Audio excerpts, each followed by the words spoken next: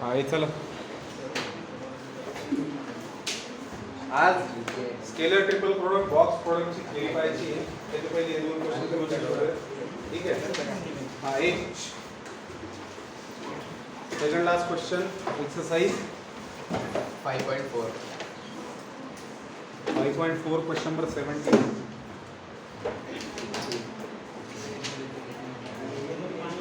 Question number 17. या question मध्ये काय म्हटले लक्षात घ्या. Prove that the two vectors prove that the two vectors whose direction cosines are given by the relations AL plus BM plus CN is equal to 0. Equation number 1. FMN plus GNL plus HLM is equal to 0. Equation number 2. हे दोन equations दिलेले आहेत आणि हे दोन equations काय करतायत तर दोन वेक्टर्स आहेत. दोन वेक्टर्स आहेत त्या दोन वेक्टर्सचे जे डायरेक्शन कोसाइन्स असणार आहेत त्या दोन डायरेक्शन कोसाइन्स मधलं रिलेशन ह्या दोन इक्वेशन्सच्या माध्यमातून दिलेले आहे. दोन वेक्टर्स दिलेले आहेत त्या दोन वेक्टर्सचं डायरेक्शन कोसाइन्सचं रिलेशन डायरेक्ट डायरेक्शन कोसाइन्सचं देतात. काय म्हटलेलं आहे बघा. Prove that the two vectors whose direction cosines are given by the relation. दोन वेक्टरचे डायरेक्शन कोसाइन्स या रिलेशन दिले. तुम्हाला काय प्रूव्ह करायचंय की हे जे काही दोन वेक्टर्स आहेत ज्यांचे डायरेक्शन कोसाइन्स या रिलेशन दाखवलेले आहेत ते दोन वेक्टर परपेंडिक्युलर असतील फक्त आणि फक्त जर तुम्ही हे प्रूव्ह करू शकले म्हणजे ते दोन vectors are perpendicular if f by a plus g by b plus h by c is equal to 0. काय प्रूव्ह करायचंय. These two vectors are perpendicular if this addition is 0. अब ये क्वेश्चन अगर पूछा जाएगा तो 4 मार्क के लिए पूछा जाएगा. ठीक है. और इसको सॉल्व कैसे करेंगे.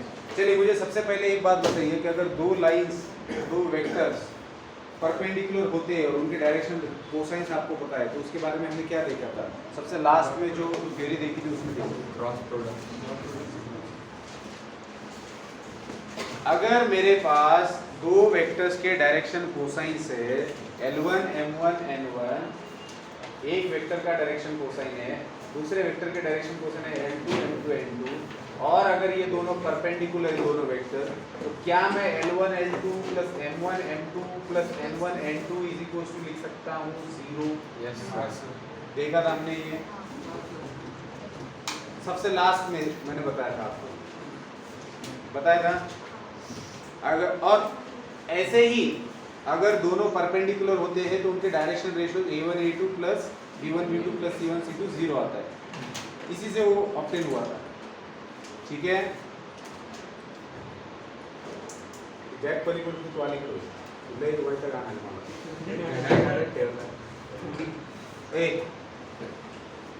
कळतंय का. मग आता ह्या प्रश्नामध्ये काय म्हटलेले आहे की दोन वेक्टरचे डायरेक्शन कोसाइनचं रिलेशन ह्या दोन इक्वेशनच्या माध्यमातून एस्टॅब्लिश केलेले आहे आणि ते दोन वेक्टर्स परपेंडिकुलर जर असतील तर हे घडणार आहे जे तुम्हाला प्रूव्ह करायचं आहे.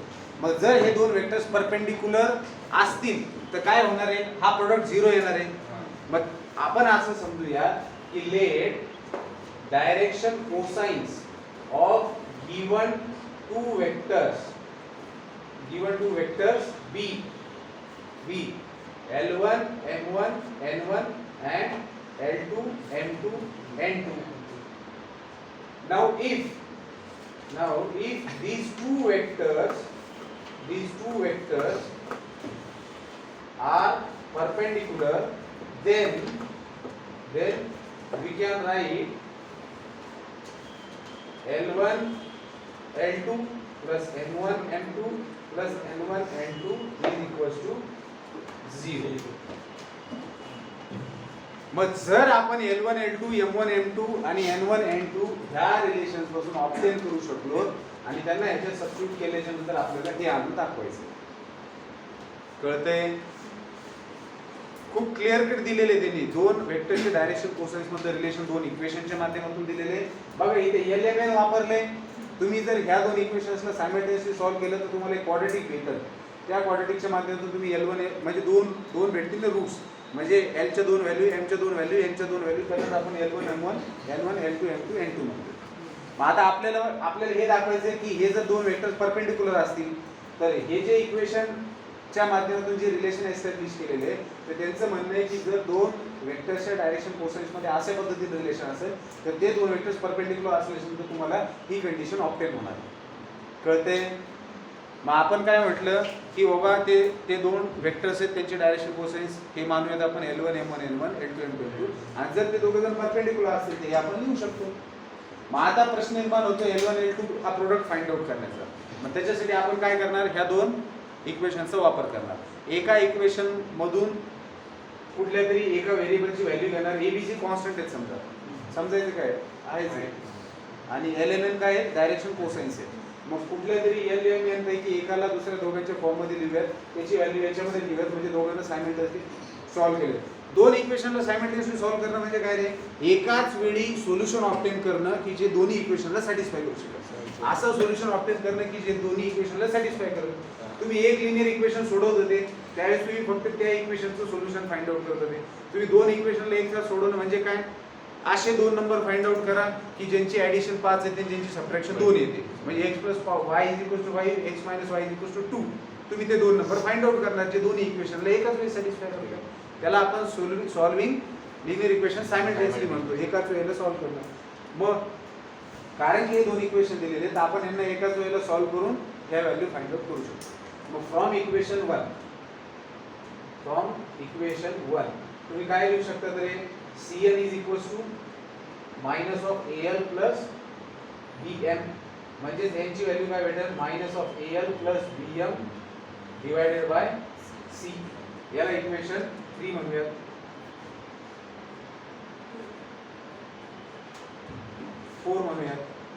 याला 3 म्हणूया.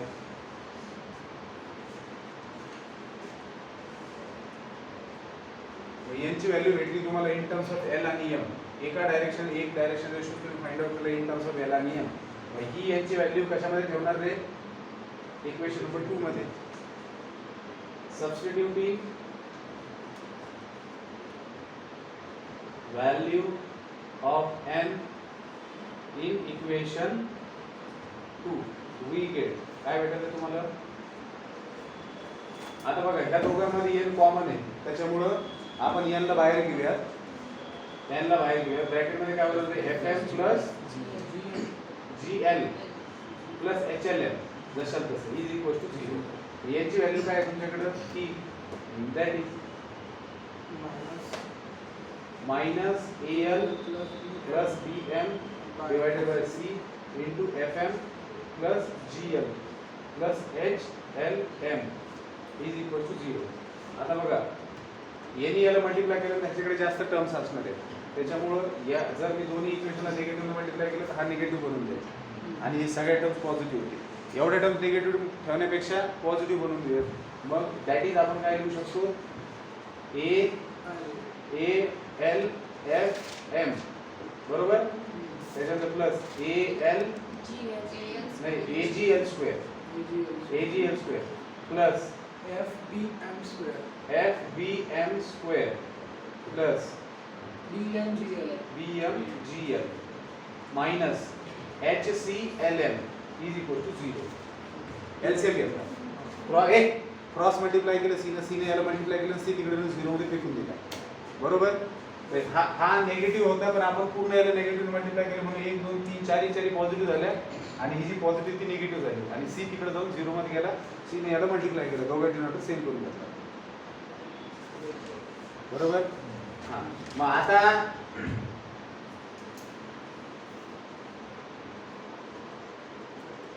हा ML आणि याच्यात पण ML दिसतोय बरोबर.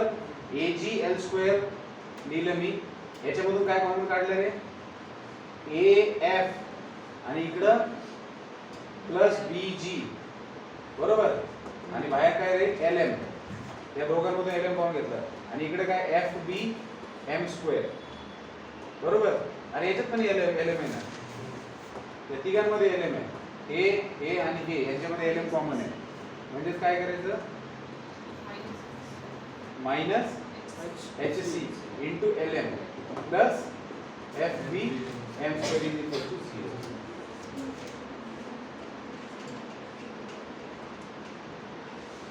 ठीक आहे. आता हे क्वाड्रेटिक दिसतंय एल स्क्वेअर मध्ये किंवा एम स्क्वेअर मध्ये, तीन डायरेक्शन कोसाइन्स आहेत आपल्याकडं. त्याच्यापैकी आपण एन ह्या डायरेक्शन कोसाइन्सला in terms of L M लिहिलं. तर एक तर तुम्हाला एल मध्ये क्वाड्रेटिक आहे किंवा एम मध्ये, तुम्ही कोणत्या मध्ये पण क्वाड्रेटिक बनवू शकता. पण जर मी एल मध्ये क्वाड्रेटिक धरलं तर मला एम ला कॉन्स्टंट धरावं लागेल. कळते. मग let M is not equal to 0 and dividing about equation by M, याला म्हणून equation number 5.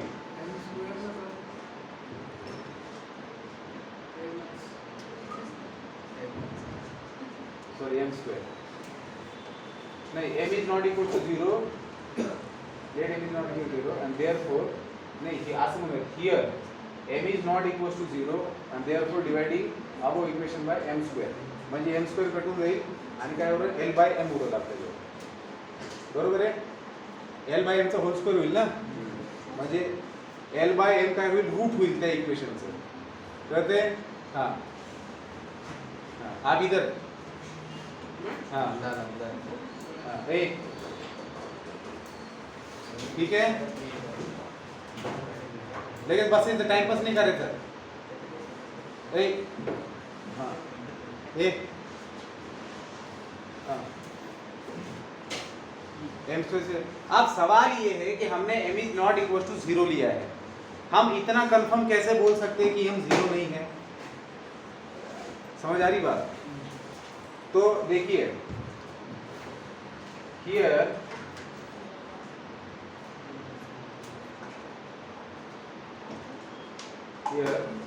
we can say that L and M both are not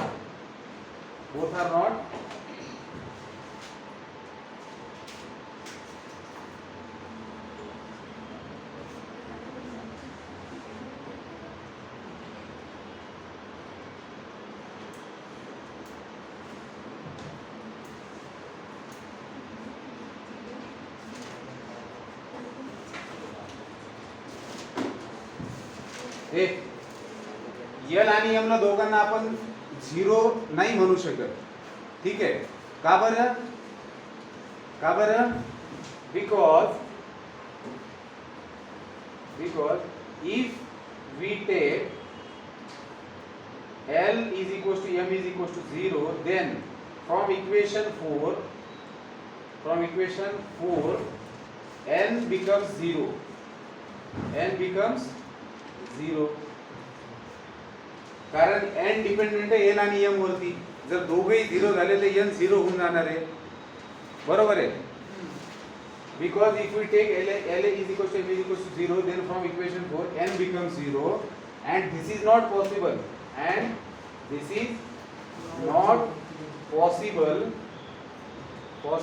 as L square plus M square plus N square क्या होता है, 1 होता है. तो अगर तीनों भी 0 हो गए तो ये तो हमारे पास थियरम है ना कि तीनों के स्क्वायर का एडिशन 1 होता है.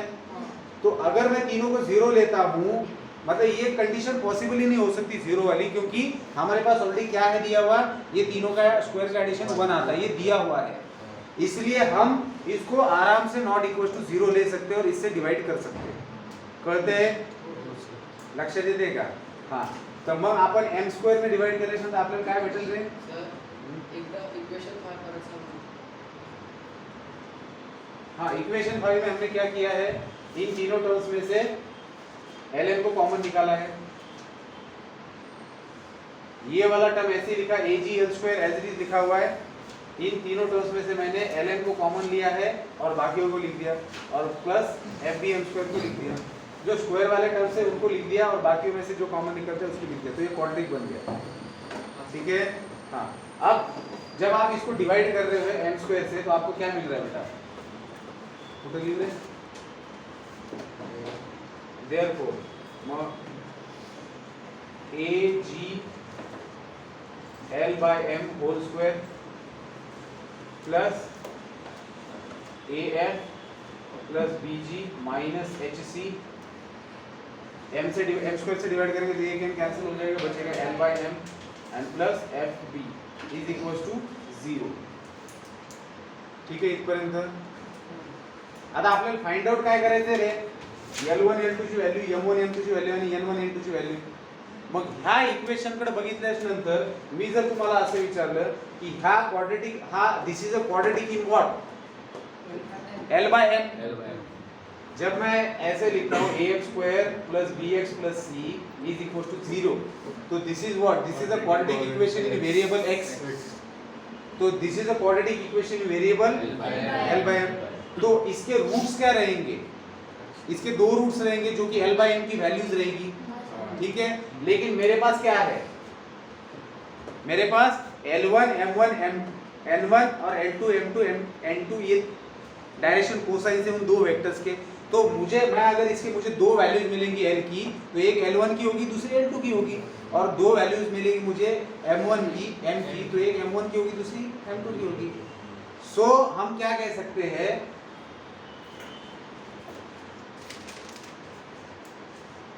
roots of equation 6 will give values of L1 L2 and M1 M2. कहते हैं क्या, and मग therefore product of roots क्या लिख सकते हो आप लोग, product of roots क्या लिख सकते हो, c by a असतं ना क्वाड्रेटिक इक्वेशन मध्ये, सम ऑफ द रूट्स काय असतं मायनस b by a, आणि प्रोडक्ट ऑफ रूट क्या असतं c by a. अरे ax square plus bx plus c अगर क्वाड्रेटिक इक्वेशन है तो उसमें प्रोडक्ट ऑफ रूट क्या होता है, c by a होता है ना. तो इस इक्वेशन के लिए c क्या है मेरे पास, फेसबुक. हाँ, तो प्रोडक्ट ऑफ रूट में क्या है, c by a होता है. मैं यहाँ से लिहूँ का c by a का, कळलं तुम्हाला. उठा सगळे झोपेतून.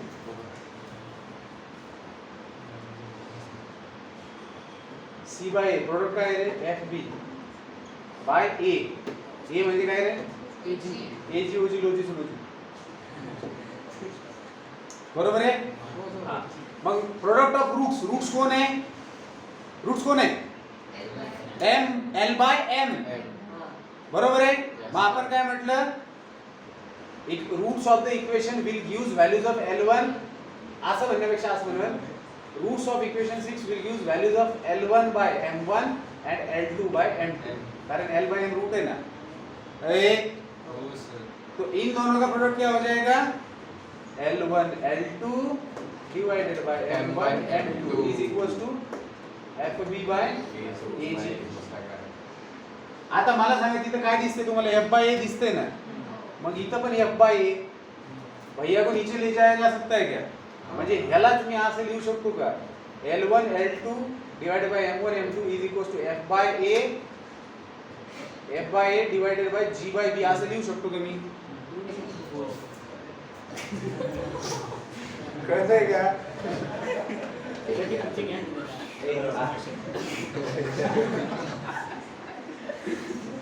सत्य कसं होतं, ओके होतं बस, म्हणजे काय असं होत होतं ते डोळे सुजले.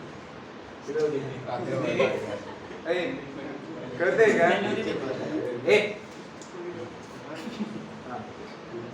ए मूर्खा, ए लेट आला तू, लेट आला तर लक्ष देते घे.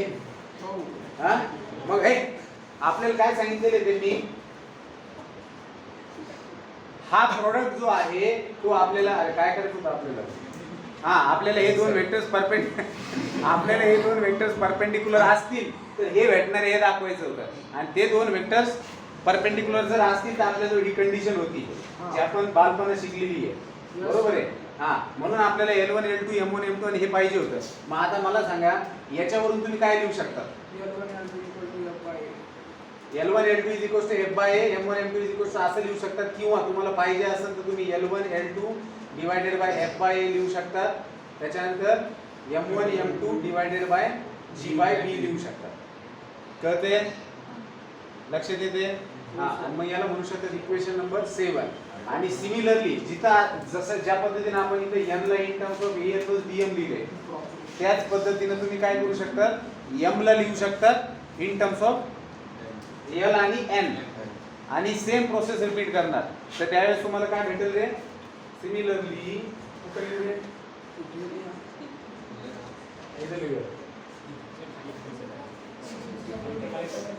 Similarly we can obtain similarly we can obtain similarly बरं काय करायला मोबाईल मध्ये मारी similarly we can obtain L1 L2 M1 M2 जसं भेटलेले तसंच L1 L2 आणि N1 N2 भेटेल.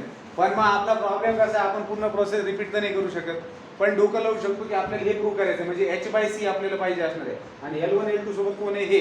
मग सिमिलरली मध्ये काय लिहू शकतो आपण, L1 L2 divided by F/A is equals to N1 N2 divided by H/C. याला म्हणा इक्वेशन नंबर 8. मग 7 आणि 8 मध्ये तुम्हाला एक रेशो सेम दिसतोय, कळतंय का? आणि मग तुम्ही काय म्हणू शकता, therefore from 7 and 8 तुम्हाला काय भेटेल रे, L1 by L2 divided by F/A is equals to M1 by M2 divided by G by B and N1 by N2 divided by H by C. Let us say this is equals to lambda. तीनों ratio equal लिख सकते हैं. तो इससे हमें L1 L2 M1 M2 और N1 N2 की value मिलेगी, जिसमें से लैम्बडा को कॉमन निकालेंगे तो उधर जाके 0 बन जाएगा और ये क्या हो जाएगा, ये प्रूव हो जाएगा. हाँ, तो हम लोग अभी आगे बोलेंगे, मतलब आप लोग लिख लो आगे कि क्या खाली सगळ्यात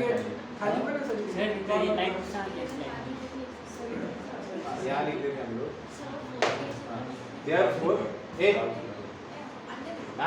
this implies L1 L2 is equals to F/A lambda, M1 M2 is equals to G by B lambda. आणि इथं असं थोडंसं असं इथे एक आम्ही बघूया आणि N1 N2 is equals to H by C lambda. आणखी ते मुद्दा आणि ह्या सगळ्यांना आपण काय म्हणूया, एक इक्वेशन नंबर 9. तो फ्रॉम इक्वेशन 3 and 9 म्हणजे ह्या व्हॅल्यूज त्याच्यामध्ये ठेवतोय. तो फ्रॉम 3 and 9 काय भेटेल तुम्हाला, L1 L2 म्हणजे काय, F/A लॅम्बडा म्हणजे लॅम्बडाला बाहेर घ्या सरळ, F/A plus G by B plus H by C is equals to 0 and that is lambda तिकडे 0 बनल, so that is F/A plus G by B plus H by C is equals to 0 and hence true. ठीक आहे, आता कळत तुम्हाला त्या दिवशी मी काय घेतला होता प्रश्न. हो सर. परत एकदा रिपीट करतो. आपल्याला दोन वेक्टरचे डायरेक्शन कोसाइन्स मधलं रिलेशन दिलेले आहे युजिंग दीज टू इक्वेशन्स. हे दोन इक्वेशन दिलेले आणि कुठल्या तरी दोन वेक्टरचे डायरेक्शन कोसाइन्स ह्याच्यामध्ये गुंपलेले आहे त्याला त्या इक्वेशनच्या मध्ये. तर असं घाणेरडं गुंपलंय की त्याच्यामधून हे असं घाण निघू लागले सगळे, कळते? हां, तर त्या दोन वेक्टरचे डायरेक्शन कोसाइन्स मधलं रिलेशन असं दिलेलं आहे. तर तुम्हाला ते म्हणताय की जर हे दोन वेक्टर्स परपेंडिक्युलर असतील तर तुम्हाला हे दाखवता आलं पाहिजे, कळतंय का? मग ते दोन वेक्टर्स, समजा त्या दोन वेक्टरचे डायरेक्शन कोसाइन्स आपण म्हणलं L1 M1 M1 L2 M2 N2. मग जर ते दोन वेक्टर्स परपेंडिक्युलर असतील तर ही कंडिशन मात्र आपण पहिलेच पाहिलेली की जर दोन वेक्टर्स परपेंडिक्युलर असतील तर त्यांचे डायरेक्शन कोसाइन्स आपापसात multiplication plus addition equals to 0.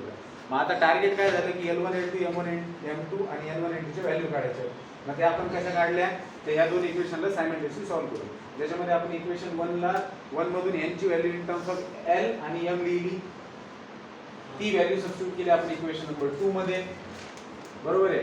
Substituting value of n in equation 2 हमें क्या मिलेगा, ये पहले हमने ये जो इक्वेशन है हमारा, इस वजह से हमने क्या किया, n को कॉमन निकाला.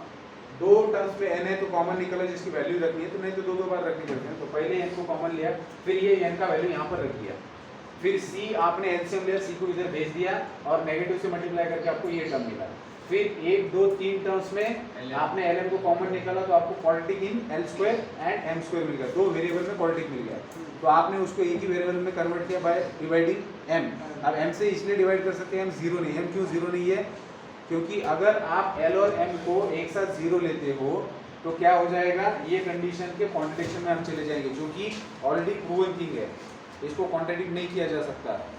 अगर हम लोग डायरेक्शन कोसेंस की बात कर रहे हैं तो इसको कॉन्ट्रडिक्शन नहीं हो रहा है, इसलिए इसको मतलब इस रूल की वजह से हम लोग m का वैल्यू यहाँ बिल्कुल बोल सकते हैं कि जीरो नहीं है। अब कोई भी नंबर अगर जीरो नहीं तो उससे डिवाइड किया जा सकता है, तो हमने m से डिवाइड कर दिया और इस इक्वेशन को बना दिया quadratic in l by m। तो इसके जो रूट्स रहेंगे वो क्या रहने वाले हैं, L1 बाय M1 और L2 बाय M2, क्योंकि ये quadratic in L by M है। तो हमने इस क्वाड्रेटिक से प्रोडक्ट ऑफ रूट लिया जो कि ये मिला, और फिर उसके बाद में हमने क्या किया, L1 M2 और M1 M2 का वैल्यू हमें मिल गया रेशियो के फॉर्म में, और सिमिलरली बोल के हमने इसी का आधार लेके N1 N2 बाय ये लिख दिया। तो ये तीनों रेशियोज इक्वल हो गए, जिससे हमें सीधा सीधा L1 L2 M1 M2 और N1 N2 का वैल्यू मिल गया। इसको 2-4 बार सॉल्व करेंगे तो हो जाएगा। गलती से आ गया 4 मार्क्स के लिए तो आराम से सॉल्व कर सकते हैं, ठीक है, लिख लो।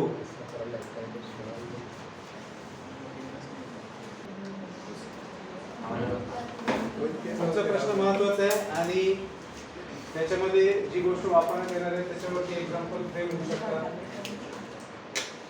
मार्क करून ठेवा। क्वेश्चन नंबर 18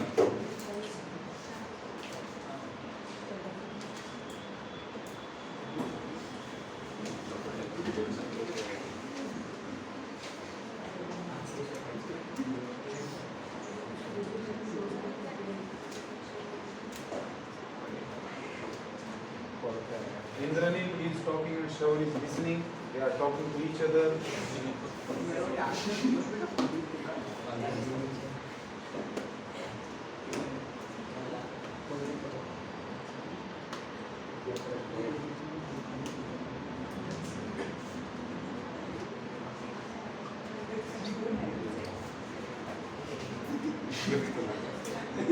मित्रा रे काय माझ जेवण करता रे? हाँ। क्वेश्चन नंबर 18 बेटा, इफ ए ए नाला एक metre, if A has coordinate 1 2 3 ऊपर नाला एक मीटर, बी हैज कोऑर्डिनेट 4 5 6। आता देखो कशा पद्धतीने शब्दांची अरेंजमेंट काय सांगितले नंतर समजून घ्या, बघू कोण सांगते। हा, तुम्हाला चान्स सांगायचा असेल कोणाला की नेमकं काय करायचं। If A and B are 2 points, ह्याच्यात काही नाही 2 पॉइंट दिलेले, then find the foot of the perpendicular from the point B. ह्याच्यात एवढं कळतं की बी पॉइंट पासून कशावर तरी परपेंडिक्युलर काढलेला आहे आणि तो जो फूट ऑफ द परपेंडिक्युलर त्याचे कोऑर्डिनेट फाइंड आउट करायचे। काय म्हटले, find the foot of the perpendicular drawn from the point B. कशावरती परपेंडिक्युलर टाकलाय बी पासून, to the line joining the origin and the point A. एक अशी लाइन जी join करतीये ओरिजिनला आणि त्याचा एंड पॉइंट आहे ए। लाइन का म्हणले तुम्हाला माहिती नाही, लाइन सेगमेंट म्हणायचं असं कळतंय का? ओरिजिनला जॉइन करणारी आणि ए हा एंड पॉइंट असणारी लाइन आहे, तिच्यावरती बी पॉइंट पासून, म्हणजे बी पॉइंट लाईनवर नसेल कुठे दुसरीकडे, तिच्यावरती बी पॉइंट पासून काय केलेलं आहे, परपेंडिक्युलर ड्रॉ केलेला आहे आणि तो जो फूट ऑफ द परपेंडिक्युलर आहे समजा सी, तो तुम्हाला फाइंड आउट करायचा।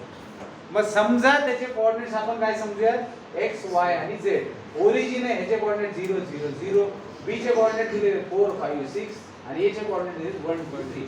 सगळ्यात पहिले ते हे कळलं पाहिजे की अरेंजमेंट अशी। आता पुढचा प्रश्न असा है कि तो जो फुट ऑफ द परपेंडिकुलर है त्याचे कोऑर्डिनेट फाइंड आउट करायचे, तो हमने उसके कोऑर्डिनेट्स मान लिए एक्स वाई से। फुट जो बी से परपेंडिकुलर आपने डाला है ऐसे लाइन के ऊपर जो ओरिजिन और ए को करेक्ट कर रहा है, तो उस फुट ऑफ द परपेंडिकुलर के कोऑर्डिनेट्स हमने एक्स वाई जेड मान लिए। अब आप मुझे बताइए नाउ ओसी बार क्या होगा? बरं चला मला एक सांगा तुम्ही, हे जर दोन वेक्टर्स कोलिनियर असतील,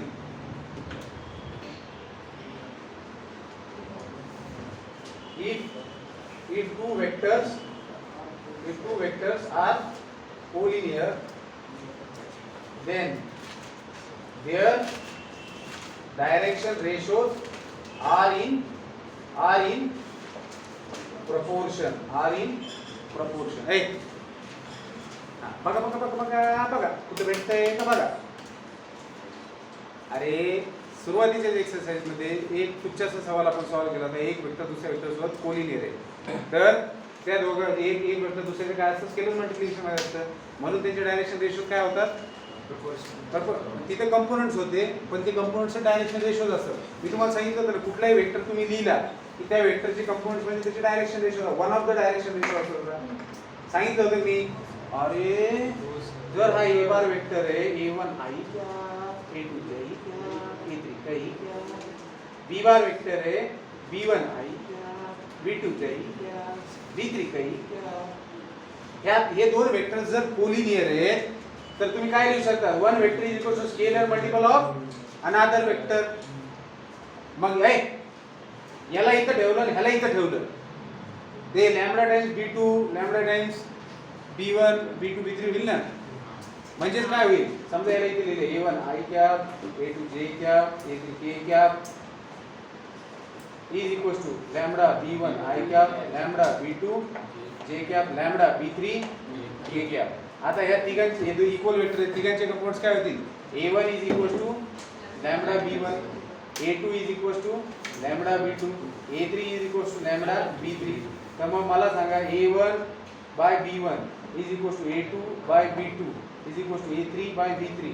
म्हणजे काय झालं रे, लिहू शकता की नाही हे. मग A1 A2 A3 काय आहे, या वेक्टरचे डायरेक्शन रेशोज आहेत. कारण मी तुम्हाला सांगितलं होतं कंपोनंट्स आहे त्या वेक्टरचा एक ट्रिपलेट असतं डायरेक्शन रेशोज, एक पॉसिबिलिटी असते. फिर दुसरे वेक्टर के ये डायरेक्शन रेशोज आहे. मग आता मला सांगा, मी जर इथं वेक्टर OC बार घेतला आणि वेक्टर OA बार घेतला, तर हे दोघं कोलिनियर आहेत की नाही, एकाच लाईनवर आहेत की नाही. माझ्या हातात 3 मुंगे आहेत, या मुंगेचं डिस्टन्स आणि डिस्टन्स एकच लाईनवर आहे की नाही. मग मला सांगा OC बार आणि OA बार, हो सर, OC बार आणि OA बार कोलिनियर आहे की नाही.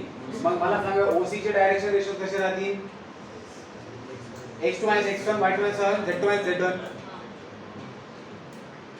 दोन पॉइंट्स दिले एकाच लाईनवरचे, त्यांच्यातलं डायरेक्शन रेशो कसं काढलं जातं, नोट मध्ये लिहून दिलं होतं. x2 x1 y2 y7 z2 z1 दिसतं की नाही. मग if two vectors are collinear then their direction ratios are in proportion. DRS of OC bar, OC बार चे DRS काय असतील, x y z, x minus 0 y minus 0 z minus 0 x y z. DRS of OA बार काय असतील. आता मी OA बार का घेतलं, CA बार का नाही घेतलं, कारण इथं 1 x 2 y असं होईल, त्यापेक्षा ओरिजिन शोध घे, डायरेक्ट 1 2 3 भेटतील. 1 2 3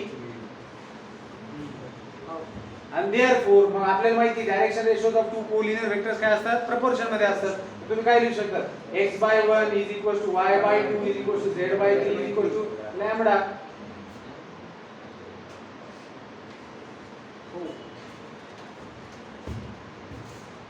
म्हणजे x is equal to lambda, y is equal to 2 lambda आणि z is equal to 3 lambda. If two vectors are डिक्युलर, if two vectors are perpendicular then direction ratios के बारे में क्या बताया जा सकता है, कौन बताएगा, correct. A1 A2 plus B1 B2 plus C1 C2, मतलब उन दोनों के डायरेक्शन रेशोज का मल्टीप्लिकेशन और एडिशन 0. जो L1 L2 वाला केस देखा था उसी से वो ऑब्टेन होता है.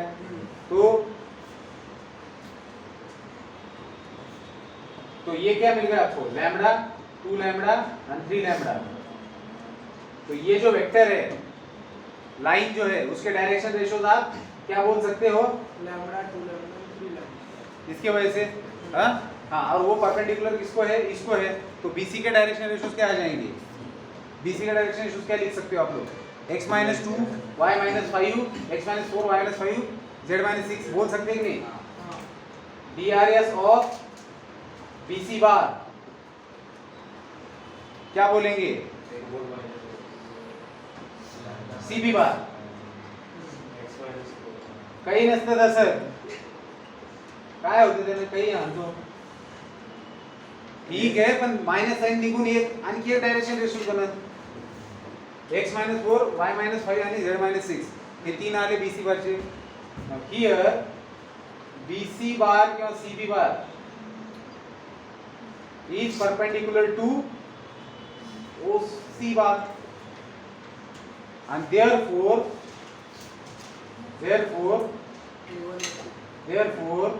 x minus 4 into त्याचा डायरेक्शन रेशो काय lambda plus y minus 5 into 2 lambda आणि plus z minus 6 into 3 lambda is equal to 0. याच्यात काय होईल रे लॅम्बडा निघून जाईल उरलं काय मग x minus 4 plus y minus 5 into 2 plus z minus 6 is equals to into 3 is equals to 0.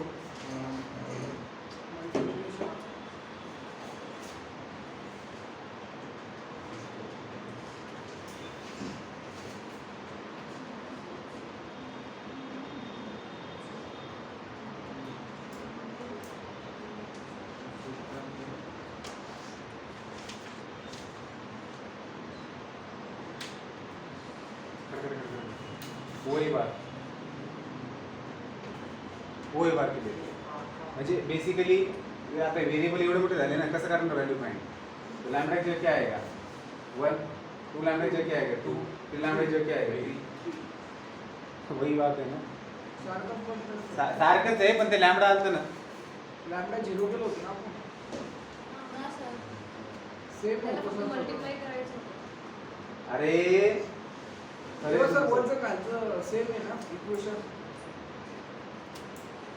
पण आता मी x y z च्या जागी काय टाकणार आहे लॅम्बडा 2 लॅम्बडा 3 लॅम्बडा हां आणि लॅम्बडाची व्हॅल्यू काढणार आहे कळतंय का हो सर ही व्हॅल्यू भेटलेली ना आपल्याला मग आता काय म्हणू शकतो मी याला म्हणूयात 1 याला म्हणूयात 2 फ्रॉम 1 and 2 x ची व्हॅल्यू काय lambda -4 plus 2 lambda -5 into 2 plus 3 lambda -6 into 3 lambda -4 plus 4 lambda -10 plus 9 lambda -18 is equal to 0. 9 lambda plus 4 lambda 13 plus 1 14. 32 14 lambda is equal to हां 32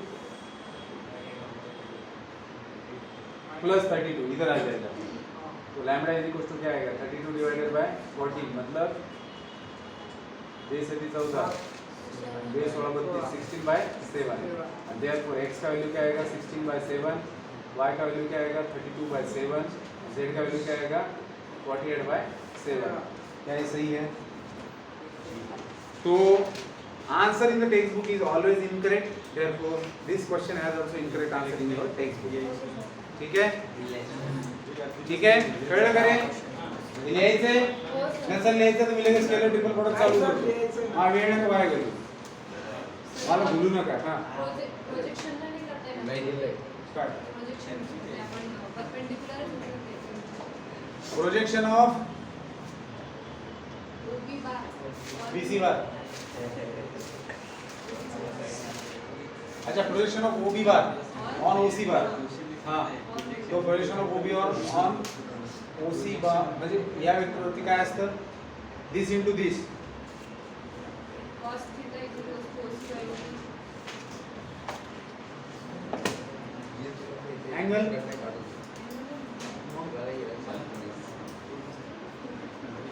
सोपी मेथड आहे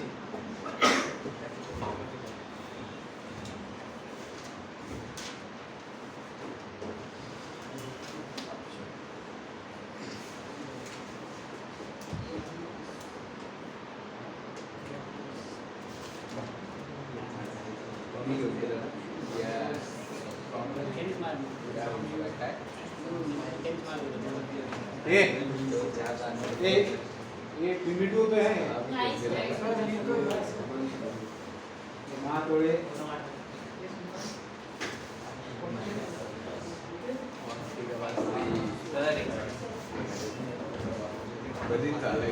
अरे बोलायला मी 1 सेकंड बोलायला पण सेकंड लागतो हां ए स्केलर ट्रिपल प्रोडक्ट सगळ्यात वेक्टर मधला सगळ्यात इझी पॉइंट आहे हा सगळ्यात इझी पॉइंट आणि ज्याच्यावरती हमखास प्रश्न येतो म्हणजे येतो हमखास ए मी तुम्हाला याच्या सांगतो आपल्याला काय काय बघायचंय बस करा रे नालायक. याच्यामध्ये आपल्याला काय काय बघायचं बघा. Scalar triple product. हा याच्या प्रॉपर्टीज म्हणजे डिटरमिनंटच्या प्रॉपर्टी असतात 2 4 5 प्रॉपर्टीज अत्यंत सोपे आहेत. ठीक आहे. मेन स्केलर ट्रिपल प्रोडक्ट किंवा यालाच काय म्हणतात बॉक्स प्रोडक्ट. ठीक आहे. बॉक्स प्रोडक्ट पण याचं दुसरं नाव आहे. ए पहिलं स्केलर ट्रिपल प्रोडक्ट. दुसरं बघायचंय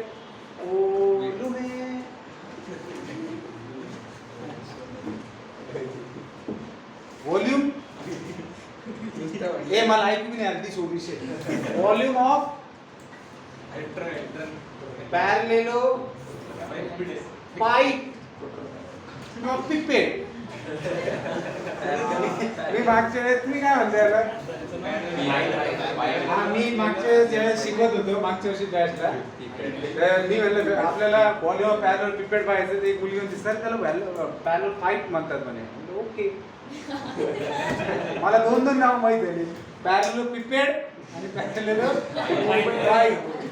ठीक आहे. तर आणि हे माझं वर्जन आहे व्हॉल्यूमचं. ठीक आहे. मला भारी वाटतं volume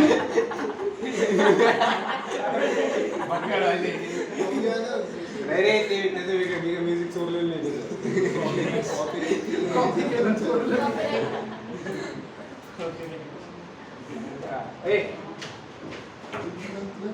volume of tetra hadron.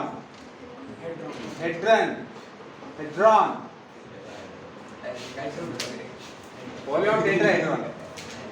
आणि सगळ्यात शेवटी येतं वेक्टर ट्रिपल प्रोडक्ट.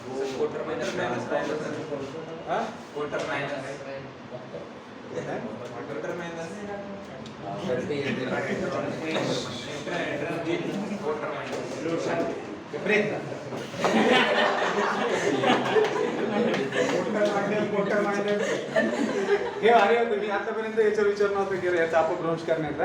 कोटर मिनस म्हणायचं पण कोटर मायनस भारी आहे. ओके. हा गुड. मेरे शिष्य शोधत हे लक्षात घ्या. स्केलर ट्रिपल प्रोडक्ट मध्ये 3 वेक्टर्स इन्व्हॉल्ड असतात. बरोबर आहे. आतापर्यंत आपण स्केलर प्रोडक्ट पाहिला किंवा वेक्टर प्रोडक्ट पाहिला. वेक्टर प्रोडक्ट मध्ये जो रिझल्टंट येतो तो स्वतः वेक्टर असल्यामुळे त्याच्यामध्ये डायरेक्शन इन्व्हॉल्व असते. आणि स्केलर प्रोडक्ट म्हणजे डॉट प्रोडक्टचा रिझल्टंट हा फक्त स्केलर येत असतो. ठीक आहे. मग आपण त्याची डेफिनेशन बघितली. आता स्केलर ट्रिपल प्रोडक्ट आणि पुढे आपण वेक्टर ट्रिपल प्रोडक्ट पाहणार आहे. दोन्ही मध्ये पण 3 वेक्टर्स येणार आहेत. पण स्केलर ट्रिपल प्रोडक्ट मध्ये जो रिझल्टंट येणार आहे तो स्केलरच असणार आहे हे लक्षात घ्या. मग स्केलर ट्रिपल प्रोडक्ट साठी तुम्हाला किती वेक्टरची गरज आहे? 3.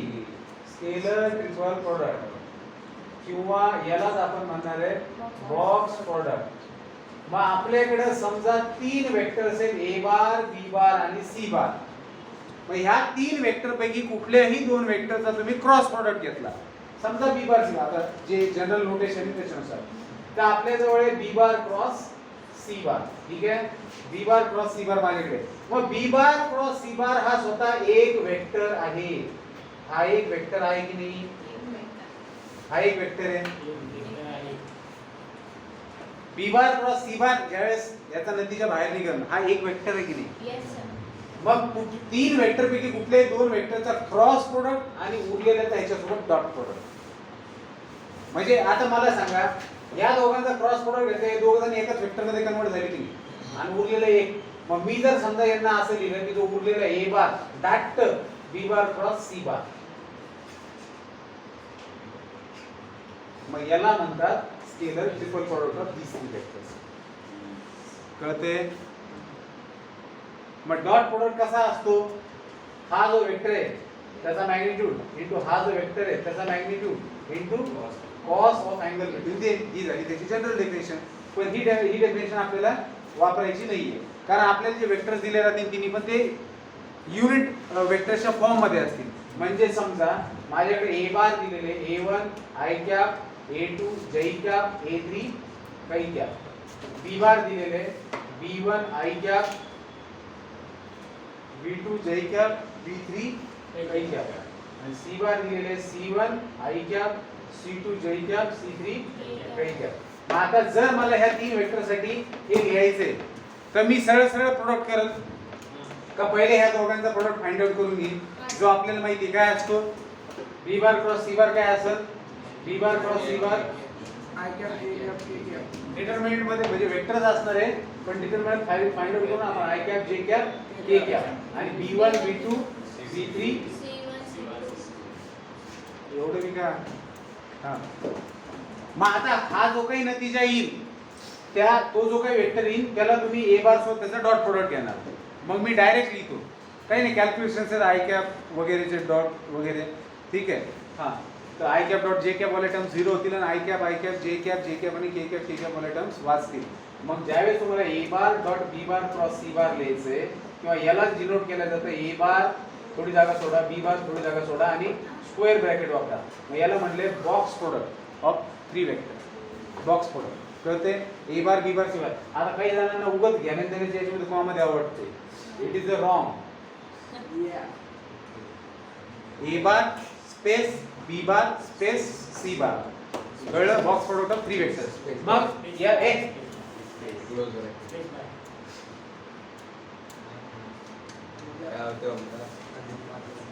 हे ना हातात धरलं असं काळ होऊ लागले बरं का जरी तुमच्या तोंडावर आलं तर किती वाईट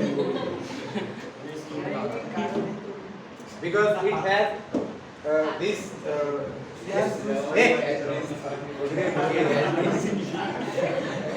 It has this.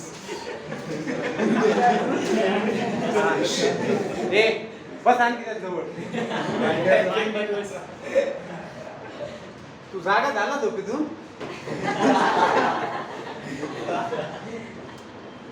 मग हे कसं डिफाइन केलेलं आहे तर डिटरमिनंट ऑफ ज्या क्रमामध्ये हे लिहिलेले असतील जो काही यांचा ऑर्डर ऑफ वेक्टर्स आहे जो वेक्टर पहिले असेल त्याचे कंपोनेंट्स पहिल्या रो मध्ये येतील A1 A2 A3 जो दुसरा वेक्टर आहे त्याचे B1 B2 B3 आणि जो तिसरा वेक्टर त्याचा C1 C2 C3 मग डिटरमिनंट ज्यावेळेस तुम्ही सॉल्व करता त्यावेळेस तो काय असतो एक नंबर असतो की नाही तो एक नंबर असतो म्हणजे याच्यावरून कळतं की स्केलर ट्रिपल प्रोडक्ट हे एक फक्त स्केलरला जन्म देते वेक्टरला देईल का तो कारण हे दिस product of 3 vectors that is the scalar product of 3 vectors किंवा box product is nothing but finding determinant of its components कळतंय का आणि determinant हा एक फक्त काय असतो नंबर असतो म्हणून scalar triple product is a scalar triple product is a scalar quantity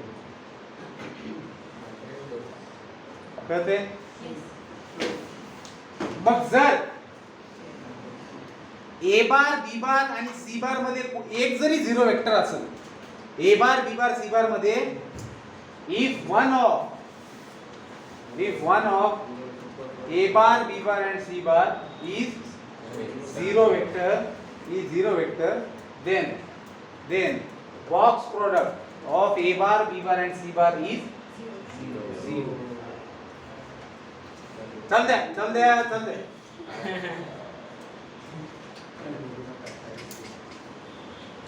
अगर कारण काय आहे डिटरमिनंट हे बघ एक जरी झिरो वेक्टर झालं तर सगळे कंपोनेंट झिरो मग या डिटरमिनंट मध्ये एक जरी रो झिरो असेल डिटरमिनंटची प्रॉपर्टी है आणि तुम्ही सॉल्व भी करून पाहू शकता डिटरमिनंट के अंदर 3/3 के डिटरमिनंट के अंदर अगर एक भी रो झिरो होता है पूरा का पूरा तो पूरा डिटरमिनंट का वैल्यू झिरो आता है आपने पहले वाले का निकाला तो ये जीरो 0 ये कर दिया ये 0 0 तो अगर एक भी रो पूरा जीरो है तो पूरा डिटरमिनंट का वैल्यू जीरो होना है तो अगर तीनों वेक्टर्स में से एक भी वेक्टर जीरो वेक्टर है तो बॉक्स प्रोडक्ट क्या आना है जीरो आना है अब डिटरमिनंट की एक और खासियत होती है जैसे मान लो कोई एक डिटरमिनंट है जैसे ये डिटरमिनंट है इसको आपने सॉल्व किया तो इसका वैल्यू आ रहा है d मान लेते इसका कोई नंबर आएगा ना तो वो आ रहा है d अब डिटरमिनंट की प्रॉपर्टी ये कहती है कि आप किसी भी दो रो का एक्सचेंज करते हो जैसे मान लो आपने r1 चेंजेस टू r2 कर दिया तो उस समय इसके न्यूमेरिकल वैल्यू में फर्क नहीं पड़ता मैग्नीट्यूड वाइज लेकिन उसका साइन बदल जाता है जैसे मान लो किसी डिटरमिनेंट का वैल्यू 2 आने वाला है और आपने क्या किया r1 और r2 का एक्सचेंज कर दिया मतलब r2 को r1 की जगह लेके गए और इसको नीचे लेके आए और तीसरे वाले को एज इट इज रखा है तो इस डिटरमिनेंट का वैल्यू -2 आएगा, मतलब अगर ये d आ रहा है तो ये -d आएगा। और आपने इसी डिटरमिनेंट के अंदर एक और बार चेंज करवाया, जैसे मान लो कि a1 इसकी r2 और ये जो आया है इसमें अगर आपने r2 r3 का पोजीशन चेंज किया तो ये अगेन पॉजिटिव बन जाता है। मतलब अगर दो बार आप रोज को एक्सचेंज करते हो तो box product as it is रहता है, लेकिन एक बार अगर आप एक्सचेंज करते हो तो वो नेगेटिव बन जाता है। तो अगर मेरे pass a bar b bar c बार है, नोट नंबर 2, अगर मेरे pass a bar b bar c बार है तो दिस इज इक्वल टू, अगर मैंने b बार और c बार का पोजीशन चेंज किया मतलब मैंने क्या किया, c बार b बार को इन दोनों का पोजीशन चेंज किया मान लो, तो क्या हो गया, ये माइनस हो गया। आई बात समझ में? मैंने अगेन इसके अंदर b बार और a बार का पोजीशन चेंज कर दिया तो ये क्या बन जाएगा, plus, that is c bar a bar end b बार। करते हैं क्या, लक्षात आलं का? करते का क्वेश्चन जब सॉल्व करेंगे बस एक ही चीज याद रखनी है कि अगर बॉक्स प्रोडक्ट में आप दो बार चेंज करते हो रोज का तो एज इट इज रहेगा, एक ही बार करते हो तो आपको नेगेटिव लेना है। आणि ज्यावेळेस तुम्ही हे लिहित असता त्याचा अर्थ काय असतो, a bar dot b bar cross c बार। ज्यावेळेस तुम्ही हे लिहित असता त्यावेळेस c बार पहिला वेक्टर डॉट या दोघांचा क्रॉस प्रोडक्ट। ज्यावेळेस तुम्ही हे लिहित असता त्यावेळेस त्याचा अर्थ काय असतो, c bar dot a bar cross b बार। कळते? तिसरी प्रॉपर्टी आहे की स्केलर ट्रिपल प्रोडक्ट इज कॉम्युटेटिव्ह, म्हणजे तुम्ही जे a bar dot b bar cross c बार लिहित असताल तर b bar cross c bar dot a बार हे तुम्ही लिहू शकता। कारण ह्याच्यामध्ये काय होतंय बघा, ह्याच्यामध्ये काय होतंय रे, a1 a2 a3 b1 b2 b3 c1 c2 c3, इथे काय होतंय b1 b2 b3 c1 c2 आणि म्हणजे दोन वेळ चेंज होतात। कळतंय का? हो सर। म्हणून तुम्ही स्केलर ट्रिपल प्रोडक्ट जो आहे तो काय असतो, कॉम्युटेटिव्ह असतो। कळतंय? कारण कॉम्युटेटिव्ह मध्ये काय होतंय, दोन रोजची चेंज होत आहेत, त्याच्यामुळे डिटरमिनेंट मध्ये व्हॅल्यू चेंज होत नाही, म्हणून तो कॉम्युटेटिव्ह म्हणू शकता। त्याच्यानंतर dot and cross can be exchange, म्हणजे या त्याच्यामध्ये जर तुम्हाला a bar dot b bar cross c बार दिलेले तर तुम्ही याला a bar cross b bar dot c बार देऊ शकता। कळते? प्रॉपर्टीज आहे आणि डिटरमिनेंटच्या रूल नुसारच ते प्रूव्ह होतात। राहील लक्षात?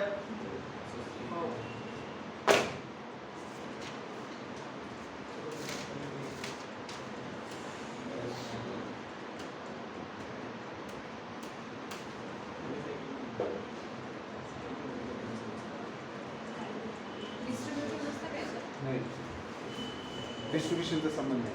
डिस्ट्रीब्युशन ज्यावेळेस होत असतं त्यावेळेस प्लस किंवा मायनस असतं। कळते? हां, ए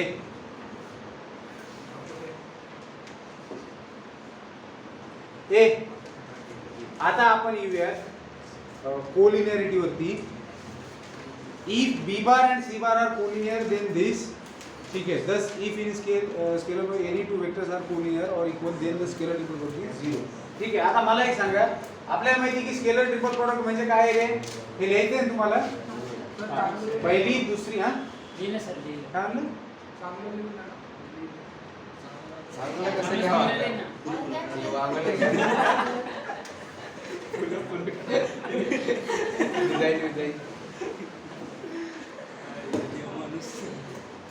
बरं ठीक आहे, हां ए मी याचा फोटो पाठवून दिला वाटलं नोटचा, किंवा मग घरी जाऊन व्यवस्थित लिहून मी फोटो टाकतो। हा नाही, याच्यामध्ये हे बघा, मी हे तुम्हाला मुद्दाम कशामुळे सांगितले की तीन वेक्टर मध्ये दोन वेक्टरचा क्रॉस प्रोडक्ट आणि उरलेल्या वेक्टरचा त्याचा डॉट प्रोडक्ट म्हणजे स्केलर ट्रिपल प्रोडक्ट, त्याला तुम्ही डिनोट असं पण करू शकता बॉक्स मध्ये। कळते?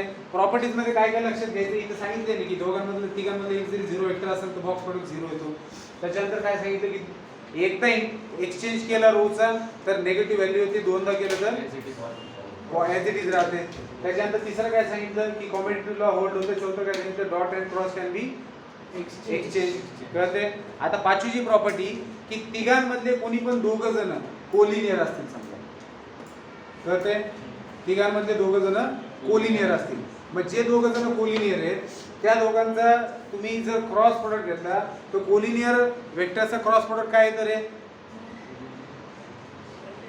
त्यांच्यामध्ये अँगल 0 असतो ना, दोन कोलिनियर वेक्टर्स आहेत एकाच लाईन वरती, त्यांचा क्रॉस प्रोडक्ट काय असेल? Zero. BC sin theta, BC sin theta.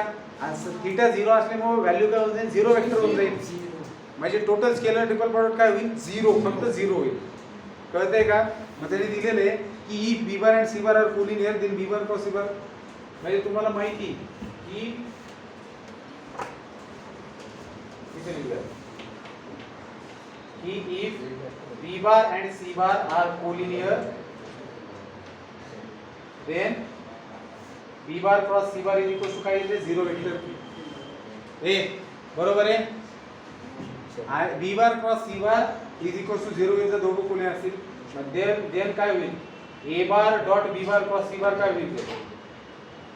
ए बार डॉट 0 वेक्टर. म्हणजे काय झालं? 0. म्हणजे 3 वेक्टर पैकी दोघं जण दिलेला असेल की ते दोघं जण कोलिनियर आहेत, तर बॉक्स प्रोडक्ट काय येतो? 0. सगळ्यात महत्त्वाची प्रॉपर्टी आता पाहणार आहोत आपण.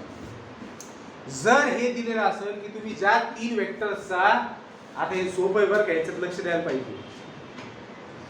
हे म्हणजे हे पूर्ण स्केलर ट्रिपल प्रोडक्ट सांगतोय मी. हा, जर तुमच्याकडे 3 वेक्टर दिलेत आणि ते कोप्लेनर आहेत, तर आपण पहिली एक्सरसाइज मध्ये जे काही उटपटांग कामं करत होतो कोप्लेनॅरिटीशी रिलेटेड, त्याला रिप्लेस केल्या जाऊ शकतं ह्यानं. कारण ज्यावेळेस तुम्हाला प्रश्न येतो की 3 वेक्टर्स आर कोप्लेनर, काहीतरी कॉन्स्टंट काढा व्हॅल्यू, त्यावेळेस ही मेथड सगळ्यात सोपी त्याच्यापेक्षा. कारण तिथे लिनियर कॉम्बिनेशन 0 दाखवावं लागतं. When 3 vectors are coplanar, their linear combination is 0. बरोबर आहे? मग ज्यावेळेस 3 वेक्टर्स कोप्लेनर असतात त्यावेळेस काय होतं? त्या 3 वेक्टर्सचा बॉक्स प्रोडक्ट 0 वेक्टर असतो. कळते?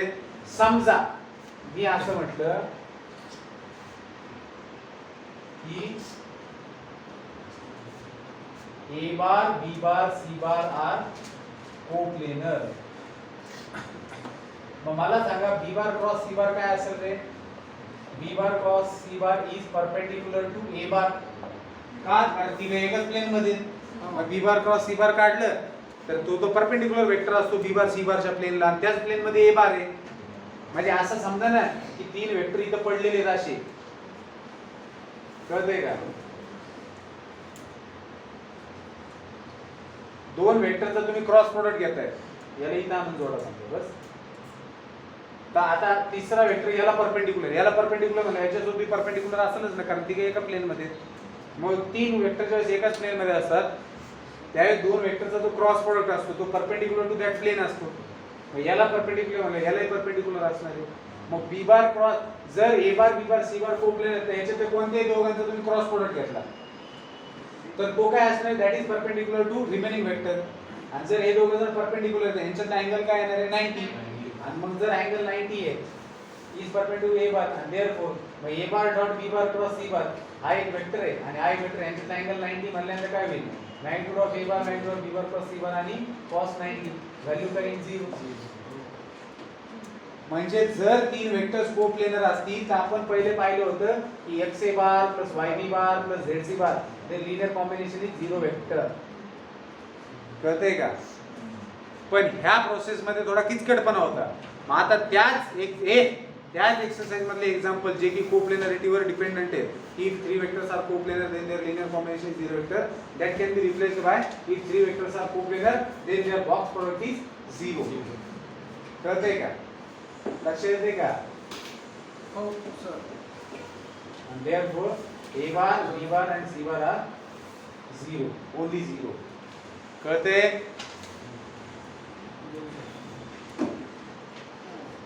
हे प्रूफ एका मार्काला विचारलं जाऊ शकतो नाही, म्हणून माझ्यासारखा पेपर काढणार असं ज्याला लेवायचा गाण्याचे पोरांना समजा 1 मार्काला बी असं 100% लागेल. सोपं आहे ना, याच्यात काय होतं?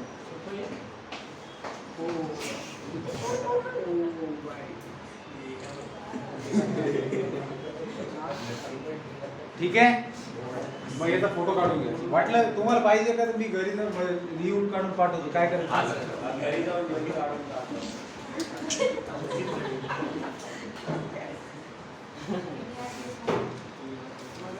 ठीक आहे. मला व्हॉट्सअपवर मेसेज करा पर्सनली की मी लास्ट सोडलेली आहे तरी मला कृपया पाठवून द्या. नाही म्हणजे सिरियसली विचारतोय का टाकायचंय का याच्यावर कळलं नका टाकू. नाही मला टाकायचं असेल. टाका पण टाकू नका. सर टाकलं तरी चालेल, नाही टाकलं तरी चालेल. नाही म्हणजे लिहून मी हे करू शकतो म्हणजे व्यवस्थित लिहून असं वाटत असेल गरज आहे काही नाही तर हे याचा फोटो टाकून देतो ना मी हा याचा टाकून देतो हा याच्यामध्ये सगळे नीट सांगितलं तुम्हाला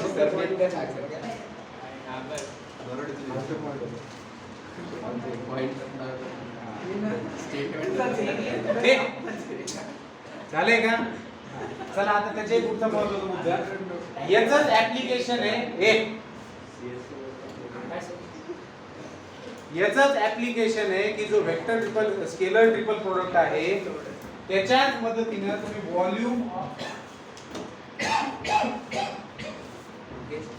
तुम्ही व्हॉल्यूम ऑफ पॅरलेलोपाइप किंवा टेट्राहेड्रॉनचं व्हॉल्यूम काढू शकता.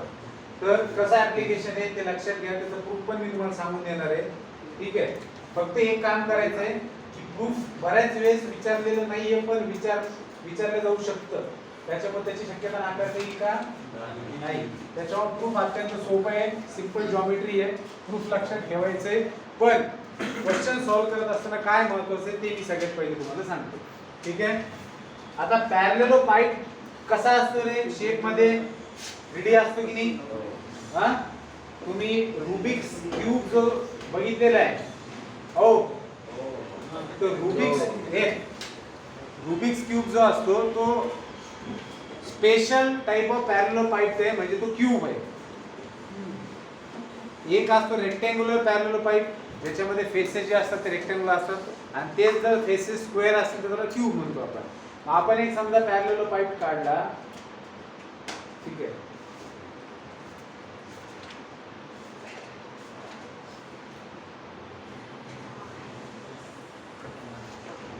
ठीक आहे हा पॅरलेलोपाइप आपण काढला.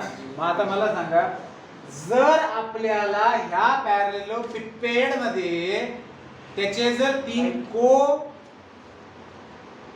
कोटर मायनस एजेस दिलेले असतील कोटर मायनस एजेस पहिले कळण्यासाठी व्यवस्थित म्हणतो कोटर मायनस एजेस. कोटर्मिनस म्हणजे काय असे एजेस जे एकाच ठिकाणी येऊन थांबतायत. एज म्हणजे काय असतं दोन प्लेनचा मिलाप. जसा हा तुमचा बेंच आहे बेंचचा हा सरफेस आणि हा सरफेस भेटला हे जे तयार झालेली line this is the edge one edge. मग या जो तुमचा पॅरलेलोपिपेड आहे हा प्लेन आणि हा प्लेन आला जसं ह्या बोर्ड मध्ये बघा ह्या बोर्ड मध्ये हा इकडचा एक प्लेन आणि इकडचा मिळून हे तयार झालं की नाही कळतंय का. आता हा झाला एज हा सुद्धा रेक्टँग्युलर पॅरलेलोपिपेडच आहे ना बोर्ड मध्ये कळतंय का. हा एक एज आहे हा एक एज आहे हा एक एज आहे छोटासा. मग कोटर्मिनस एज म्हणजे काय ए वाघ. कोटर्मिनस एज म्हणजे काय की जिथं 3 प्लेन एकत्र आलेले आहेत म्हणजे 3 एजेस एकत्र आलेले येऊन थांबलेले. तो ये एक एज हो गया ये दूसरा एज हो गया और तीसरा एज हो गया. तो सबसे इंपॉर्टेंट चीज समझना ये है कि आप किसी भी पैरेललोपिपेड का वॉल्यूम फाइंड आउट कर सकते हो अगर आपको उस पैरेललोपिपेड के एजेस कोटर्मिनस एजेस पता हो.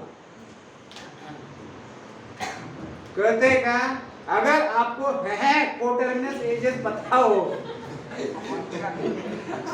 कहते हैं का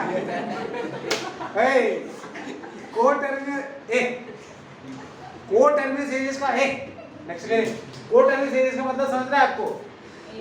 कोई भी 3 एजेस नहीं चलेंगे. जैसे इधर का एक आ रहा है फिर ये आ रहा है और फिर ये तीसरा ऐसे आ रहा है कहीं भी किधर भी पांगा पांगी हो रखी है ऐसे नहीं चलेगा.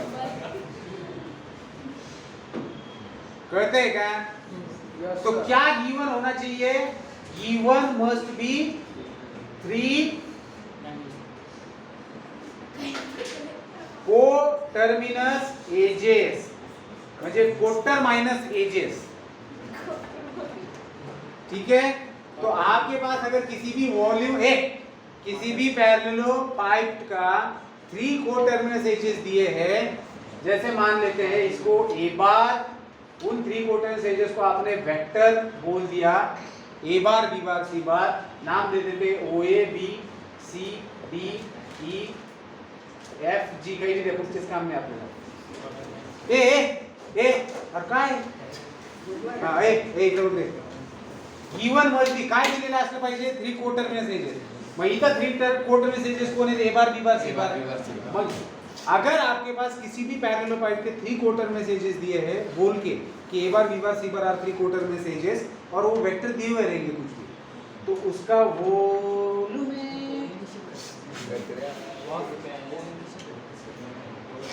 वॉल्यूम ऑफ पैरेललोपाइड क्या होगा? Box product of that 3 vectors. Box product of that 3 vectors मतलब उसका क्या हो गया? वॉल्यूम किसका?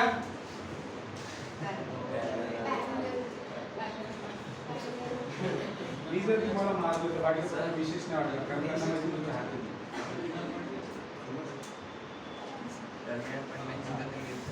होऊ शकतं टीव्हीत दाखवतो तुम्हाला कसं मार्क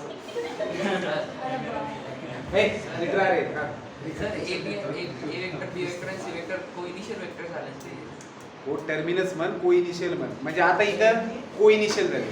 हां टर्मिनस म्हणजे आता बरोबर काही नाही ठीक आहे. कोड शब्दाला नको पकडू. महत्त्वाचा मुद्दा इथं हा आहे की एका पॉइंट मधून 3 वेक्टर्स निघालेले असले पाहिजे किंवा येऊन थांबलेले असले पाहिजे. कळतंय का? Yes sir. आणि एक लक्षात घे, जरी समजा मी अशा डिरेक्शन्स दिल्या बरोबर आहे, ह्याच्याशी पॅरलल वेक्टर कोण आहे? हा. बरोबर आहे. ह्याच्याशी पॅरलल वेक्टर कोण आहे? हा. आणि ह्याच्याशी पॅरलल कोण आहे? हा. बरोबर आहे. ते पण आहे ना एबी कोसीला एबी पण आहे ना. बरं ठीक आहे, जाऊ दे लांब नका करू. महत्वाचा मुद्दा समजून घ्या. एक तर कोइनिशियल सांगतो. महत्वाचा मुद्दा काय, तुमचे जे एजेस आहेत ना ते एका ठिकाणी येऊन थांबलेले असले पाहिजे. ते ज्या डायरेक्शनला ते सोडू. बरोबर आहे. त्या एजेसला तुम्हाला ॲज अ वेक्टर दिलेला असेल तर त्याचा व्हॉल्यूम काय असणार आहे? त्या 3 वेक्टरचा बॉक्स प्रोडक्ट. कळते? लक्षात येते? मग याला प्रूव्ह कसं केलेलं आहे? कुठल्याही पॅरेललोपाइडचा व्हॉल्यूम म्हणजे काय असतो? जो बेसचा सरफेस आहे त्याचा एरिया इनटू हाईट. बरोबर आहे.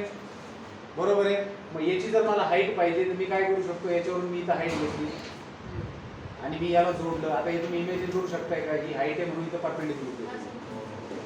कळतंय? पॅरेललोपिपेड आहे म्हणजे तिरपा असणार आहे, समजून घ्या. हा. तर तुम्ही ज्यावेळेस त्याच्यावरून हाईट घेताय एखाद्या एज मधून तर ती काय होती? खालच्या प्लेनवर येते. लक्षात येते एज पासून. मग याचं व्हॉल्यूम म्हणजे काय असणार आहे? याचं प्रूफ बद्दल डिस्कशन करतो मी. याचं व्हॉल्यूम काय असणार आहे? Volume is nothing but base area of base किंवा बेस एरिया इनटू हाईट. कळतंय का? मग बेस एरिया काय आहे? हा बेस आहे. मग ह्या बेसचा एरिया काय असेल वेक्टरच्या फॉर्म मध्ये?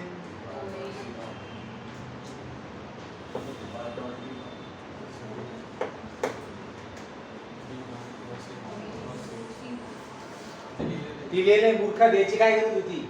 अरे तुम्हाला आता सांगितलं तुम्ही क्रॉस प्रोडक्ट मध्ये जर 2 वेक्टरचा क्रॉस प्रोडक्ट घेताय तुम्ही तर त्याची मॅग्निट्यूड काय असते? हा याच्यासोबत डायरेक्शन घेतली तर वेक्टर एरिया येतो ना. अरे बाप, बी बार सी बार दिलेले 2 हे दिलेले तो इसका एरिया क्या आ जाएगा? ए बार प्लस बी बार आएगा कि नहीं? Vector area. हाँ सर. और मैग्नीट्यूड क्या आएगा? ए बार प्लस बी बार उसका मैग्नीट्यूड. ए बार प्लस बी बार का मैग्नीट्यूड क्या आएगा? Area of the parallelogram. Cross product क्या होता है? 2 वेक्टर का क्रॉस प्रोडक्ट क्या होता है? ज्योमेट्रिकली क्या रिप्रेजेंट करते हैं वो? Area of the parallelogram formed by that 2 vectors. Yes sir. मग याचा एरिया काय झाला? मैग्नीट्यूड. बरोबर है. अब बात आती है हाइट फाइंड आउट करने पे. लेकिन आपको हाइट को in terms of third vector निकाला तो ही आप इन तीनों वेक्टर का यूज करके उसका एरिया वॉल्यूम निकाल सकते हो. वॉल्यूम तो निकालना है लेकिन निकालते समय दिए गए 3 कोटर्मिनस एजेस को वेक्टर मान के लेना है. तो वॉल्यूम के अंदर आपको तो ये समझ में आ गया कि बेस का एरिया निकालने के लिए दोनों वेक्टर का इस्तेमाल हुआ है. अब जो तीसरा वेक्टर है that is perpendicular to A bar and B bar. मतलब ये पैरेलल हो गया किसको? ए बार क्रॉस बी बार को. तो ये जो आपका परपेंडिकुलर है और आपका जो बी बार क्रॉस ए बार है ये आपका ए बार क्रॉस बी बार हो गया कि नहीं हुआ? ये जो मैंने परपेंडिकुलर ड्रॉ किया है जो कि इसको पैरेलल रहेगा, यस सर. हे परपेंडिकुलर आहे खालच्या प्लेनला, बरोबर आहे. म्हणजे ए बार आणि बी बार जी डायरेक्शन असणार आहे दैट विल बी परपेंडिकुलर. तो ये आपका ए बार क्रॉस बी बार होगा कि नहीं. अब मान लेते हैं इन दोनों के बीच का एंगल है थीटा, तो ये एंगल भी कितना हो जाएगा, क्योंकि ये पैरेलल है और ये क्या हो गया, अल्टरनेट एंगल्स हो गए, कहते हैं क्या. तो ये अगर थीटा हो गया तो इस डायगोनल, इस रेक्टेंगल के अंदर इसको क्या बोले हम, तो चलो कुछ नहीं बोलते, ये देखो से चलो बोलते हैं हाँ 90 H, ये DH ओ HD, ठीक है. अब इस ट्रायंगल के अंदर अगर मुझे हाइट चाहिए, हाइट क्या है मेरे पास DH है, लेकिन मैं DH को लिखना चाहता हूँ in terms of vector C बार, ठीक है. अब क्योंकि ये इसको पैरेलल है तो मैं क्या लिख सकता हूँ, सबसे पहले तो मुझे बताइए कि इस राइट एंगल ट्रायंगल में OHD के अंदर, इन ट्रायंगल OHD मेरे पास क्या है, एंगल H 90 है, तो मैं cos थीटा क्या लिख सकता हूँ बेटा, cos थीटा क्या लिख सकता हूँ, DH by OD, DH by लिहू शकतो का, म्हणजे DH जी हाइट आहे ती काय झाली OD इनटू cos थीटा, बरोबर आहे. OD इनटू cos थीटा झाली की नाही. पण OD काय आहे, magnitude of C bar, C bar vector say magnitude है, तो मैं इसको लिख सकता हूँ magnitude of C bar into cos theta. आता आपण येऊयात वॉल्यूम कडे.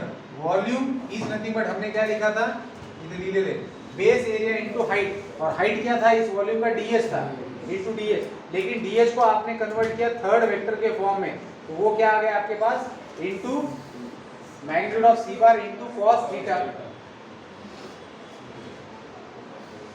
अब आप मुझे बताइए ये जो a bar cross b bar vector है ये कौन सा है आपके लिए, ये वाला वेक्टर है, और इसके बीच और आपका जो थर्ड वेक्टर है इसके बीच एंगल क्या है, थीटा. तो ये हो गया a बार क्रॉस b बार और ये क्या है c बार, और दोनों के मैग्नीट्यूड का मल्टीप्लिकेशन और दोनों के बीच का एंगल cos में आ रहा है, तो ये क्या हो गया, इन दोनों का डॉट प्रोडक्ट हुआ ना. हाँ सर. तो इन दोनों का डॉट प्रोडक्ट क्या होता है, बॉक्स प्रोडक्ट होता है. Yes sir.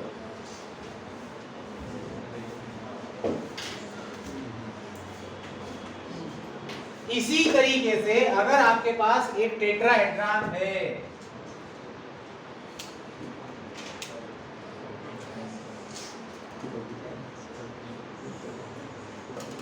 इसी तरीके से आपके पास अगर कोई टेट्राहेड्रॉन है, टेट्राहेड्रॉन मतलब ट्रायंगल के चार फेसेस, एक पास ये ऊपर है ऐसे बाहर निकला हुआ ये, यस सर.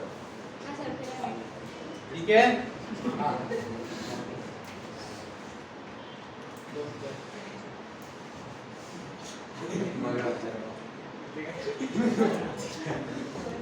केवढं मोठे ए, ये आपका क्या है, ये रेक्टेंगुलर सरफेस, ये रेक्टेंगुलर सरफेस, ये रेक्टेंगुलर सरफेस और बेस का, ठीक है. हाँ, O A B C. अगर आपको इसका वॉल्यूम निकालना है, 3D फिगर है, इसका अगर वॉल्यूम निकालना है तो इसका फॉर्मूला, इसका वॉल्यूम का फॉर्मूला क्या होता है, वॉल्यूम ऑफ टेट्राहेड्रॉन क्या होता है, हाँ बताइए, 1/3 into area of base into height, 1/3 into area of base area of base triangle into height, ठीक है. अब बेस का जो ट्रायंगल है, बेस का जो ट्रायंगल है तो उसका एरिया क्या होगा बेटा, आप हम लोग ये मान लेते हैं कि ये बेस का ट्रायंगल है, ठीक है, और हाइट यहां से ले लेते हैं, ठीक है. हाँ, तो बेस का जो ट्रायंगल है उसका एरिया क्या हो जाएगा, ये वेक्टर और ये वेक्टर है आपके पास, मान लेते हैं इसको a बार, इसको b बार, ठीक है. Yes sir. तो मुझे बताइए कि सी बार क्या होगा आपका, ए बार क्रॉस बी बार क्या होगा, ये वाला वेक्टर हो जाएगा, क्योंकि ए बार और बी बार है, ये पैरेललोग्राम बना सकता है। तो एरिया ऑफ ट्रायंगल क्या होता है,